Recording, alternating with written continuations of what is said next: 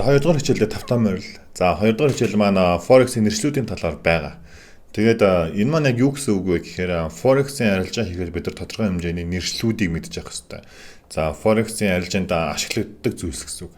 Хэрвээ энэ нэршлүүдийг бүгдээрээ тогтооцсон байхад цаашдаа шинээр ямар нэгэн тийм нэр томьёо нэг их ороод байхгүй учраас нэг ямар санаа зовхорыг байхгүй заяа.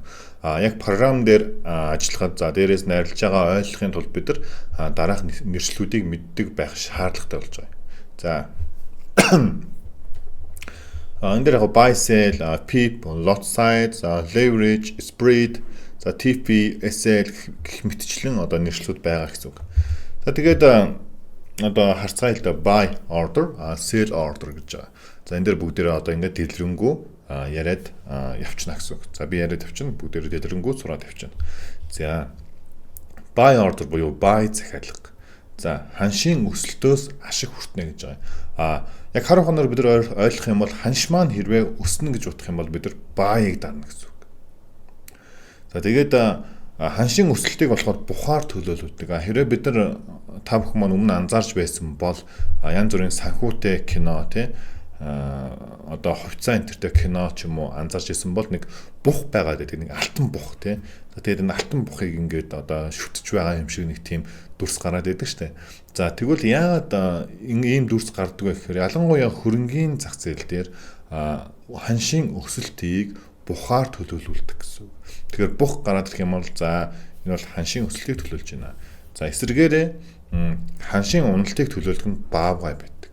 За тэгээд хэрвээ Forex дээр нэг давуу тал байдаг нь та ханшийн өсөлтөөс болон ханшийн уналтаас аль альнаас нь ашиг олох боломжтой байдаг шүү. За тэгээд тэгвэл сэл маань ханшийн уналтаас ашиг хүртнэ гэсэн үг. Тэгээд ханшийн уналтыг баавгаар төлөөлүүлдэг.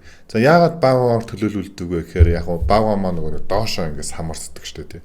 Тийм учраас яг уналт байж болох юм. За бох маань болохоор дээшээ нөгөө өлгөж мөргөдөг учраас өсөлт байж болох юм гэж яг хүмүүс ингэж ярилцдаг. Гэхдээ яг яагаад гэдэг нь их чухал биш дээ. Харин юу нь чухал вэ гэхээр хувьцааны арилжаачдын хувьд бол яг бох нь тэр хүний найз байдаг. За coin худалдаж авдаг хүний хувьд бол бох нь найз байдаг буюу өсөлт нь найз байдаг. Өсөлтөөс ашиг олдог. Харин Forex-ийн хувьд бол бох байна уу, баавга байна уу хоёулаа бидний найз. За яагаад? Мэдээж хэрэг хоёулангаас нь ашиг олж байгаа шүү дээ. За ийм байна. За тэгэхээр өсөлтийг бол бухаар төлөөлүүлдэг буюу энийг болохоор bearish гэж хэлдэг. За bearish гэдэг маань юу нь бол өсөж байна, өсөж байгаа чиг хандлага байна. За уналт нь bearish. Bearish буюу баавга гэж штэ тий. Уналтыг баавгаагаар. За bullish буюу өсөлтийг бухаар. За тэгээ bullish гэж нэрлэдэг. Bullish буюу өсөж байгаа чиг хандлага байна юм уу тий. Тэгж ярилцдаг гэсэн үг. За тэгээд buy order буюу buy захиалгынхаа яг дэлгэрэнгүй бүгдээрээ ярил л да. Ямар ч хослолын суур валютыг өснө гэж ботсон үед buy захиалгыг өгдөг. За жишээ нь евро USD-гээр авсан байгаа. За евро USD гэдэг маань евро гэдэг маань суур, урд нь байгаа суур валют. За тэгээд USD буюу ард нь байгаа туслах валют болдог. За тэгэхээр суур валют маань буюу урд байгаа валют маань өсөх бол ханш маань дээшээгээ ингэж өсөж харагддаг гэсэн. Харин туслах валют маань өсөж байгаа бол үндсэн ханш маань унаж харагддаг гэсэн ойлгомжтой. Тэгэхээр юу гэсэн үг вэ гэхээр дээш өсөжэвэл евро өсөж чинь, доош унажэвэл доллар өсөж чинь буюу евро өсөж байна, евро унаж байна. Өөрөөр хэлбэл дахиад нөгөө эсрэгээрээ дээш өсөжэвэл доллар унаж чинь, доош унажэвэл доллар өсөж чинь гэсэн үг тийм. Ийм уруу хамааралтай гэсэн үг. За ийм байх нэ. За. Тэгээд дараагийнх нь sell order. За энэ дээр харин нэг би баг анх 2 жил баг ойлгоогүй. Гэхдээ би нөгөө нэг ямар ч сан sell дарчих юм бол уналтаас ашиг олно гэдэг би мэдчихсэн ч гэсэн яг яагаад уналтаас ашиг олоод байгаа юм бэ гэдгийг би мэдэхгүйсэн байхгүй юу. Яг ямар зарчмаар вэ гэдэг. За тэгвэл энэ дээр маш гоё жишээ байна. За яг харуу хоноор бид нар бодох юм бол ямар ч валют байсан гэсэнтэй туслах валют нь одоо өснө буюу суур валют нь унана гэж бодох юм бол бид нэр сэлд харчих нь. За жишээлбэл евро USD бай. Евро USD дээр яг унах юм байна гэж бодох юм бол бид нар сэлд харчих гэсэн. За энийг би маш гомжоод үзье. Та еврог брокер компаниас төр зээлээд туслах валют болгон зардаг ба ханш хангалттай унсан гэж бодсон үедээ захиалга хаахад автоматар еврог буцаан худалдан авч брокерт өгнө. Дунд нь гарсан ханшийн зөрүүний ашгийг та авна гэж байгаа. За энэ дээр хүрээ бүгдээрээ нэг амар сайн ойлгож өгөхгүй байгаа юм бол одоо би нэг гоё жишээ ярил л да. За надад нэг болдоо гэдэг нэг ах байдаг. За тэгээд болдоо ахад маань нэг $1000 байна. За тэгээд би техник шинжилгээ хийгээд үтсэн чинь ер нь бол нэг 10 хоногийн дараа гэхэд магадгүй 10 хоног магадгүй 7 хоног магадгүй долларын ханш унаж магадгүй юм байна гэж бодоод за тэгээд энэ уналтаас би ашиг хиймээр байна. Би долларын уналтаас ашиг хиймээр байна. Тэгээд тийм учраас би болдоох дээр очсон. За болдоохоос асуусан. Болдоохоо танд $1000 байгаа юм байна. Та энэ $1000 ойрын хугацаанд хэрэглэх үү гэсэн чинь хэрэглэхгүй.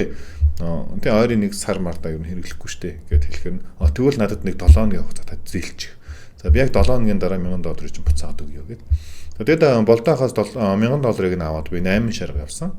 За 8 шарга явсан чинь доллар маань 4000 төгрөгтэй байсан. За 4000 төгрөгтэй байхаар би яг нэг солилцоо хийх нь шүү дээ тий. Солилцоо хийгээд 4 сая төгрөг кармалаад би гэрлүүгээ явсан. За тэгээд 7 хоногийн дараа буцаад 8 шарга дээр очсон. За тэгээд угаасаа батаахад 7 хоногийн дараа аваач төгнө хэлсэн шүү дээ. За ингээд 8 шарга дээр очсон чинь доллар маань 3500 болсон байна. За би батаахад $1000 өгөхөд хангалттай. Яагаад гэвэл би $1000 зээлсэн. За тийм учраас би $1000 худалдаж авсан 3 сая 500 төгрөгөөр одоо сольсон. За ингээд анх одоо 4 сая төгрөгтэй болсон шүү дээ. Тэрнийхээ 3 сая 500-аар $1000 буцаагаад авчлаа. Батаахад аачаад өгчлөө. Ингээд батаахад ямар нэгэн хохирол байна уу? Ямар нэгэн хохирол байхгүй байгаа зү. Харин миний халаасанд 500,000 төгрөгийн цэвэр ашиг ороод ирсэн байна. За яг энэ зарчмаар явагддаг буюу бид нар тухайн арилжаанд оролцож байгаа брокер ба тэр брокероосоо зээлдэг гэсэн үг. Харин арилжаа хаах үед автоматар тэр одоо нэг зээлсэн мөнгө үг авалцах за миний нөгөө нэг ашиг гэх мэтчлэн тэр зүйлс маань автоматар ингээд ороод ирдэг гэсэн үг шүү. За нэг бодлын интернет одоо валют арилжааны давуу тал нь энэ байна.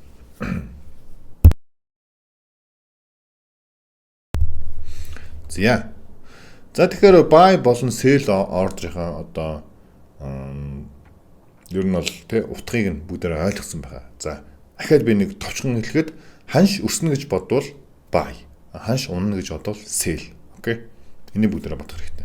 Тэрнээс яг энэ нарийн процесс чинь үнэхээр ойлгохгүй бол одоохондоо орхисон ч болно хамаагүй зэ. Манайхаа.